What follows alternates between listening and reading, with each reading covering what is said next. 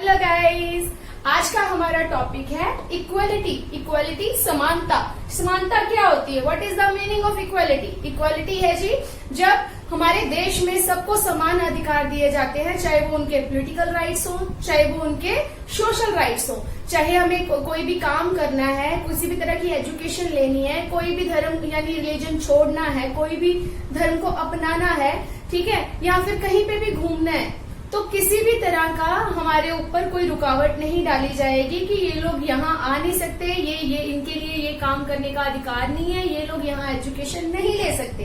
तो ये सारी चीजें जब हमें इक्वली बिना किसी डिफरेंसेस के दी जाती हैं गाइस, तो उसको कहते हैं इक्वलिटी। और ये हमें हमारे फंडामेंटल राइट्स में ये पूरी तरह से मेंशन किया गया है, जो कि आर्टिकल 14 से 18 तक इन आर कॉन्स्टिट्यूशन में यह बताया गया है कि हमें इक्वलिटी का जो राइट है हमारी गवर्नमेंट की तरफ से हमारी कॉन्स्टिट्यूशन के अंदर इस चीज को मेंशन किया गया है।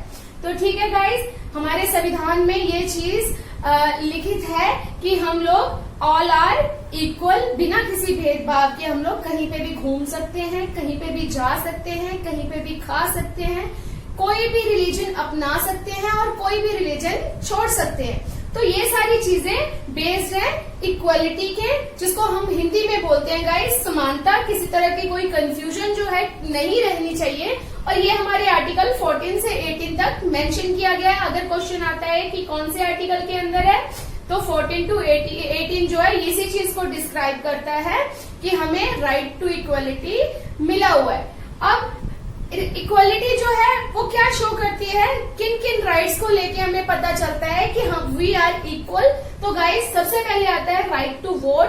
हमारे देश के अंदर इन इंडिया ये राइट टू वोट जो है वो हर किसी को दिया गया है। जितने भी सिटीजन हैं उनको अडल्ट फ्रेंचाइज के अकॉर्डिंग जब भी कोई बच्चा अडल्ट हो जाता है, अडल्ट एज इज 18, जब एक बच्चा 18 साल का हो जाता है तो उसको राइट टू वोट दिया गया है गाइस, ये उसका एक क्रिटिकल राइट है जिसके अकॉर्डिंग वो अपने देश के लीडर को, अपने देश का जो रिप्रेजेंटेटिव है जिसने गवर्नमेंट को चलाना है, ठीक है, जिसके पास एक पावर होती है, ठीक है, देश को चलाने के लिए, तो उसको चुनने के लिए ये अधिकार हमारे देश की जनता को दिया गया है। हमारे यहाँ पे डायरेक्ट फॉर्म ऑफ गवर्नमेंट नहीं है, मानते हैं, लेकिन यहाँ पे जो गवर्नमेंट है वो रिप्रेजेंटेटिव है, जो हमारे द्वारा चुने गए रिप्रेजेंटेटिव है वही हमारी आगे गवर्नमेंट के जो मेंबर्स होते हैं, जितने भी हमारे मिनिस्टर्स होते हैं, सबको इलेक्ट करते हैं और हमारी गवर्नमेंट को निर्धारित करते हैं। तो ये सारी चीजें हमारी किस पे बेस्ड है? इक्वलिटी पे।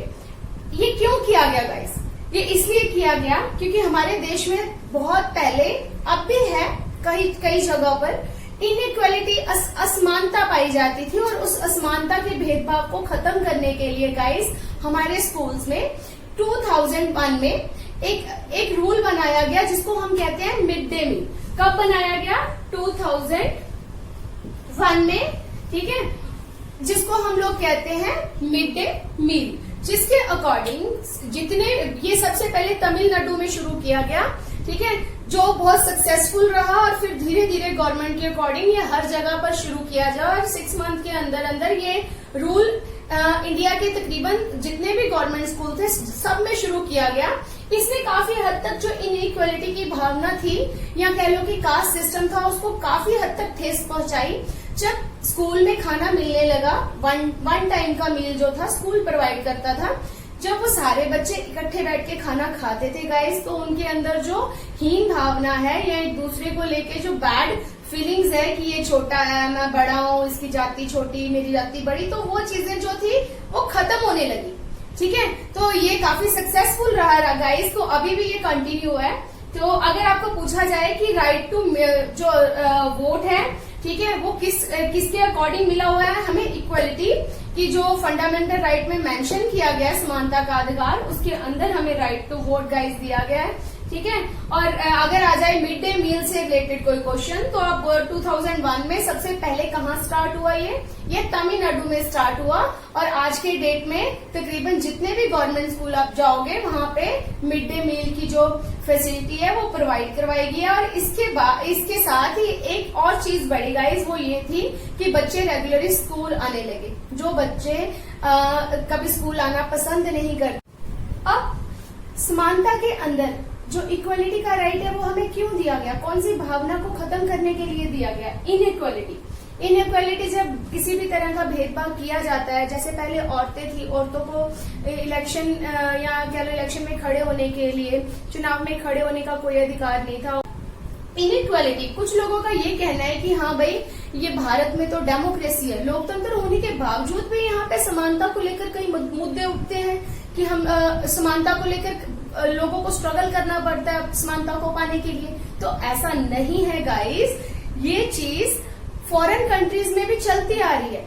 अमेरिका और अफ्रीका में 1950 से लेकर इस चीज को लेकर काफी ज्यादा भेदभाव को लेकर काफी मुद्दे उठते हैं समानता को लेकर, जहाँ पे कि कुछ अफ्रीकी लोग जिनको गुलाम बनाकर अमेरिका में लेके आए और फिर वो वहीं पे सेटल हो गए। आज भी हमने देखा है, आज भी आप न्यूज में देखा भी होगा आपने कि इन चीजों को लेके गोरे और काले का भेद वहां पे शुरू से चलता आ रहा है।